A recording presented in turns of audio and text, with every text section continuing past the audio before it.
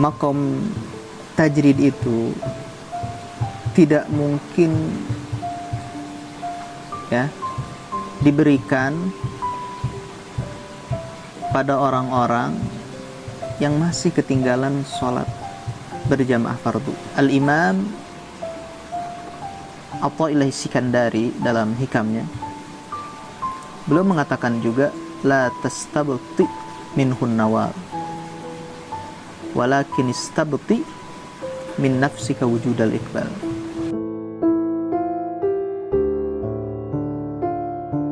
Bismillahirrahmanirrahim.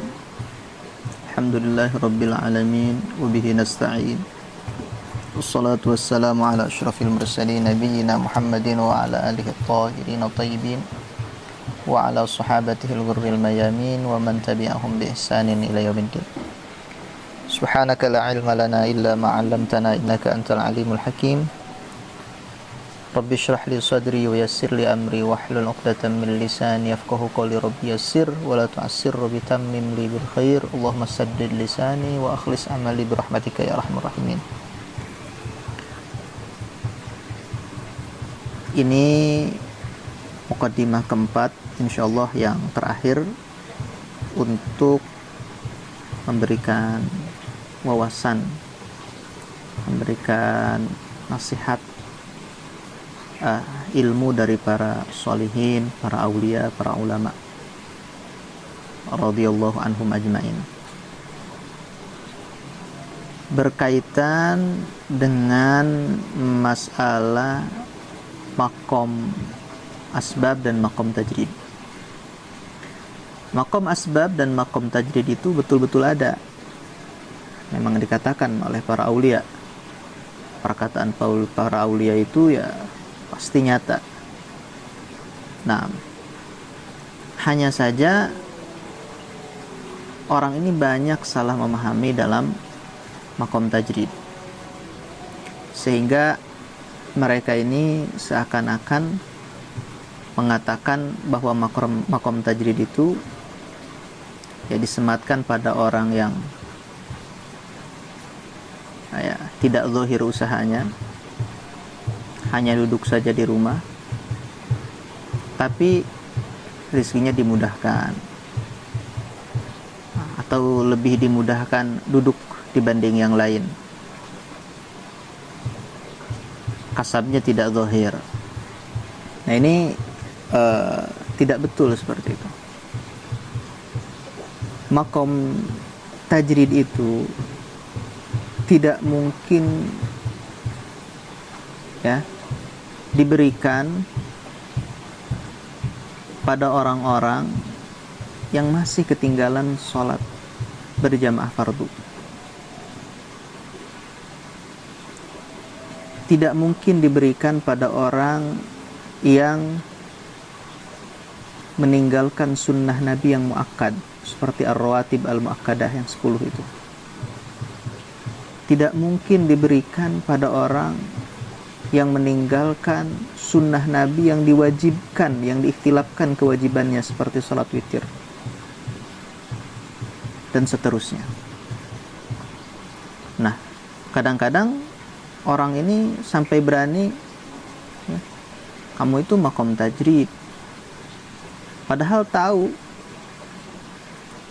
yang dia sebutkan dia mempunyai makom tajrid itu masih sering kesiangan sholat subuh. Nah ini salah fatal, ini penghinaan pada makom tertinggi para aulia dengan para makom kumal, orang-orang yang sempurna ya di dalam tauhid.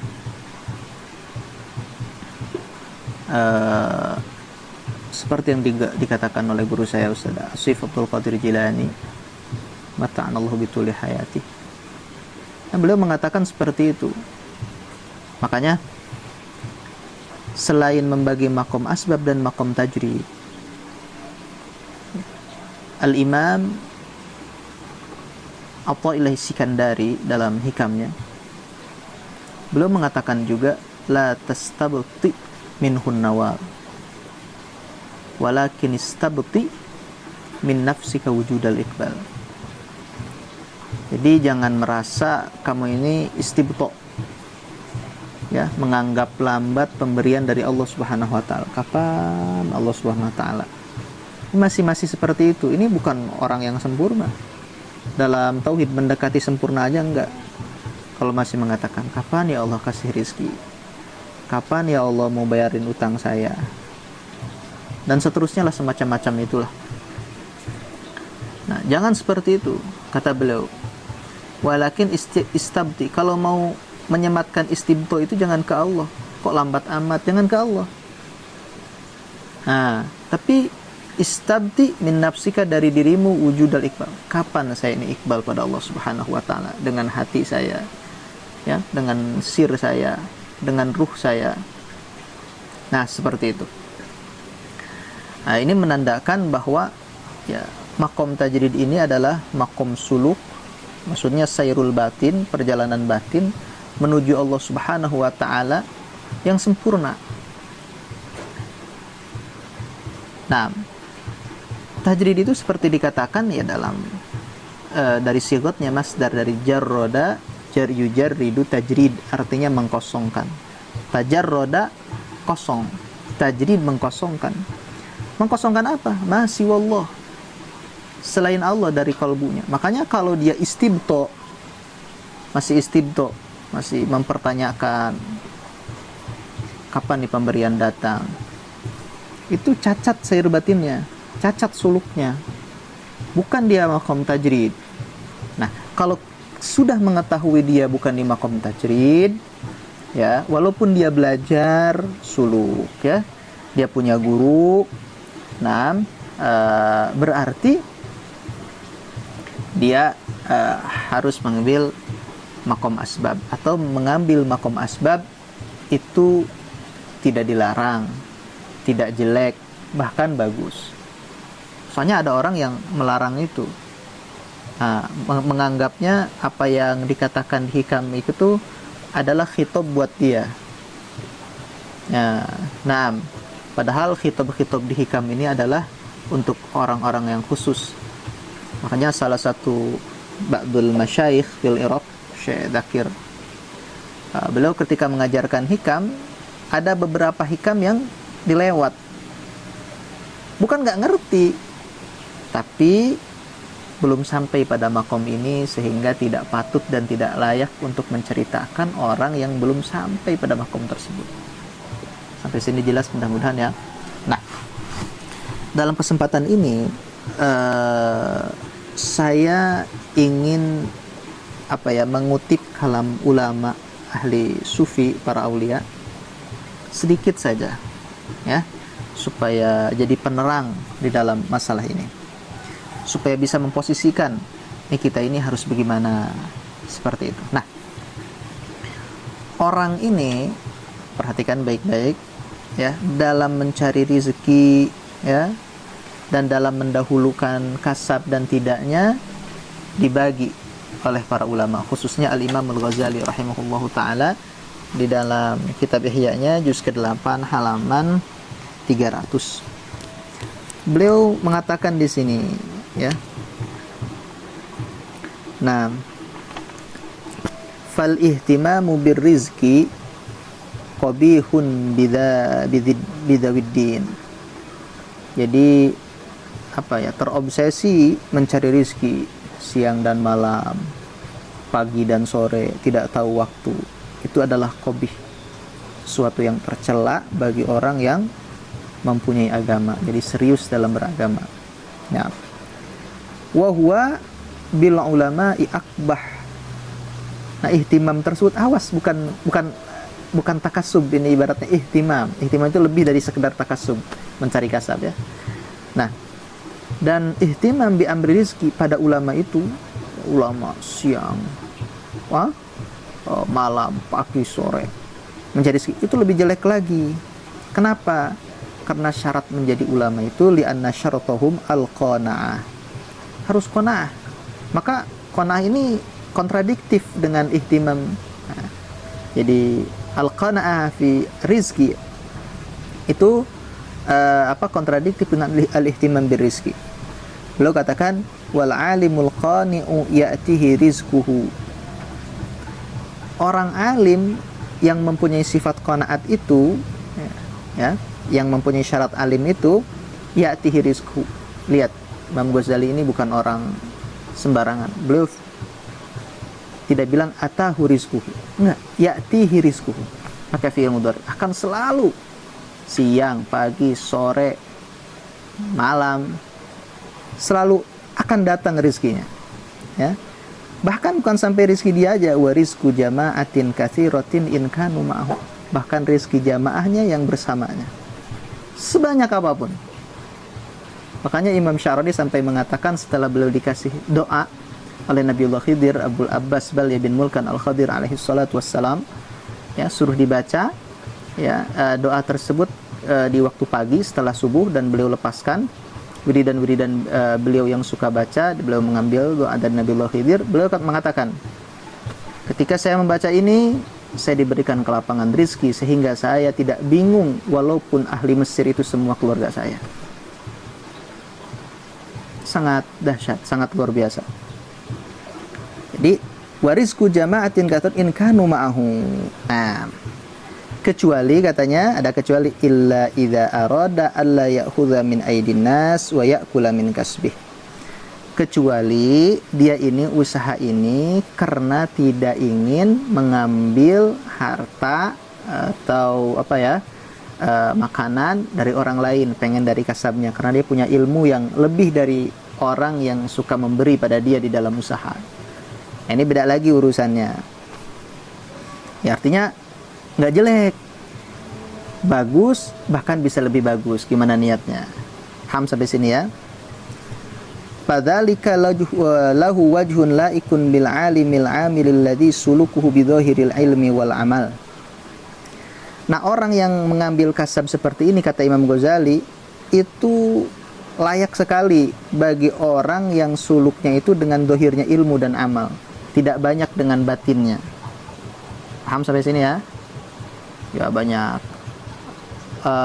salat sunatnya banyak, wirid Qur'annya banyak, tapi sair batinnya, menjaga ridhonya, menjaga taslimnya, menjaga tafwid hatinya itu enggak terlalu banyak gitu. Beliau mengatakan walam yakun lahu sairun bil batin. Dia tidak terlalu banyak punya perjalanan batin. Nah, enggak apa-apa. Fa innal kasba yamna'u minas sayri bil fikri. Karena kasab itu bisa menghalang seseorang, ya, dari perjalanan batinnya. Sehingga fashtighaluhu bisuluk ma'al akhdhi min yadi man yataqarrab ilallah bima yu'tihi aula. Ini kata Imam Ghazali nih, tahun dulu ya. Ini harus dicatat, tahun dulu. Artinya sudah hampir 1000 tahun. Beliau mengatakan orang yang punya sair batin itu, ya, menyibukkan dirinya dengan suluk, dengan perjalanan batinnya itu, ya, terus dia ngambil rezeki sekedarnya. Sekedarnya, qanaat, tidak isyraf, ini syarat. Tidak istisraf, ini syarat. Isyraf itu mengharapkan, nih saya nanti akan ada orang ngasih. Nah, begitu. Dia menentukan jihad rizki, itu nggak berkah rizkinya, istisyraf disebutnya. Min yadi man yataqarrab ilallah, ya, dari orang yang bertaqarrub, mendekatkan diri dengan memberikannya pada dia. Nah, itu lebih utama katanya. Kenapa? Li'annahu tafarrugun lillah, karena dia memfokuskan diri untuk Allah. Wa i'anatun lil mu'ti ala naili thawab, dan dia i'anah, memberikan pertolongan bagi orang yang mu'ti, yang yang memberikannya, ala naili thawab, supaya mendapatkan pahala yang besar. Karena sedekah pada orang yang soleh itu besarnya luar biasa. Jadi kita ngacak diri. Rahimallahu imra'an arafa qadra nafsihi fa waqafa indahu. Kata Nabi, dinisbahkan juga ke Sayyidina Ali, Allah akan selalu senantiasa merahmatinya orang yang tahu kadar dirinya dan tidak melewati batas kadar tersebut. Nah, jelaslah insyaallah ya di dalam masalah ini. Nah, ini hal serupa juga di dalam kitab Lawaqih halaman 443 di juz awal, saya bacakan. Nah, di sini ya, di antara perjanjian itu yang Nabi serukan itu an-nuraghiba ikhwanana alladzina lam yukthiru ta'abbuda ya bi'ilmin ya wala ghairihi bitakassubi bil bai'i wasyira'i waz-zira'at. Nah, perhatikan baik-baik. Orang-orang yang tidak memperbanyak ibadahnya, baik ibadah dengan ilmu seperti muthala'ah, mengajar, wala ghairihi atau dengan baca Quran dan seterusnya.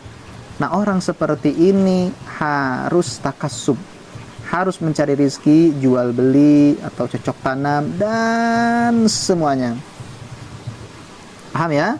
Wa kullu amalin yusa'iduhum 'alal qut bi tariqihi syar'i 'alal wajhil ikhlas la 'ala wajhi takatsur wal mufakharah bi mata'imid dunya wa malabisiha wa syahwatiha.